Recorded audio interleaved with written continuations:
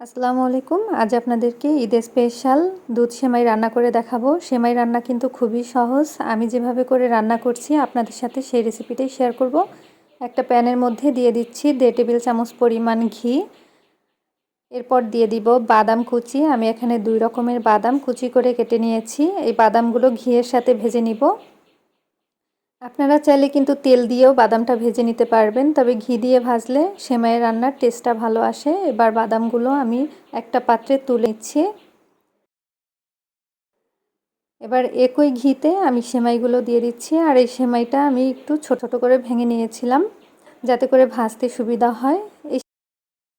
এই সেমাইগুলো কিন্তু আগে থেকেই ভাজা, তারপরও আমি ঘিয়ের সাথে একটু ভেজে নিচ্ছি, কারণ দুধে যখন ভেজাবো তখন কিন্তু এই সেমাইগুলো একটার সাথে একটা লেগে যাবে না, সেজন্য ভালো মতো ভেজে নিতে হবে।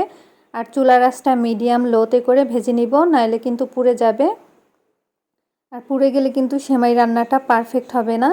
তো দেখুন সেমাইটা কিন্তু ভাজা হয়ে গেছে। এবার আমি দিয়ে দিব চিনি 1/2 কাপ পরিমাণ, সামান্য পরিমাণ দিয়ে দিচ্ছি লবণ। এবার আগে থেকে জাল করে রাখা দুধ দিয়ে দিলাম। আমি এখানে ডিপ্লোমা ব্র্যান্ডের গুঁড়া দুধ ব্যবহার করেছি। তো এখন আমি সেমাইটা ভালোভাবে নেড়ে দিব। আর আমি এখানে কিন্তু অর্ধেক প্যাকেট সেমাই রান্না করছি। সম্পূর্ণ প্যাকেট রান্না করলে কিন্তু দুধের পরিমাণটা আরও বেশি লাগবে। আর সেমাইটা যখন প্যাকেটে থাকবে তখন যদি একটু ছোট ছোট করে ভেঙে নেন তাহলে কিন্তু রান্নাটা ভালো হবে।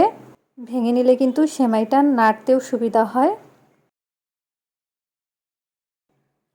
তো এখন কিছুক্ষণ জাল দিয়ে নিব, যেহেতু দুধটা আগে থেকেই জাল করা তাই বেশিক্ষণ জাল দেওয়া লাগবে না।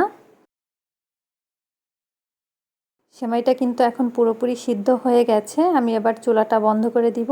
এর থেকে বেশি সিদ্ধ করব না, তাহলে কিন্তু সেমাইটা পুরোপুরি গলে যাবে। সেমাই যখন সিদ্ধ হয়ে যাবে তখনই চুলাটা বন্ধ করে দিতে হবে। আর আগে থেকে আমি যে বাদামগুলো ভেজে রেখেছিলাম সেখান থেকে অর্ধেকটা বাদাম এখানে দিয়ে ভালোভাবে নেড়ে নিব। আর মিষ্টির পরিমাণটা কিন্তু আপনারা আপনাদের টেস্ট অনুযায়ী দিয়ে নেবেন। এখন বাদাম দেওয়ার পরে আরেকটু ভালোভাবে নেড়ে দিব। আর ঠান্ডা হলে কিন্তু এই সেমাইটা আরেকটু ঘন হবে। ঠিক এ সময়ে কিন্তু সেমাইটা নামিয়ে নিতে হবে, নইলে কিন্তু বেশি ঘন হয়ে যাবে। তো এখন কিন্তু সেমাই রান্নাটা পুরোপুরি হয়ে গেছে। এই দুধ সেমাই রান্না করা কিন্তু খুবই সহজ, আর খেতেও কিন্তু ভীষণ মজার। আমি উপর থেকে একটু বাদাম ছিটিয়ে দিচ্ছি। আপনারা চাইলে কিন্তু বাদামের এই স্টেপটা স্কিপ করতে পারেন। তো আমার কাছে ভালো লাগে তাই আমি বাদামটা দিয়েছি। আশা করছি আজকের এই সেমাইয়ের রেসিপিটা আপনাদের কাছে ভালো লেগেছে। ভালো লাগলে অবশ্যই লাইক, কমেন্ট আর শেয়ার করতে ভুলবেন না।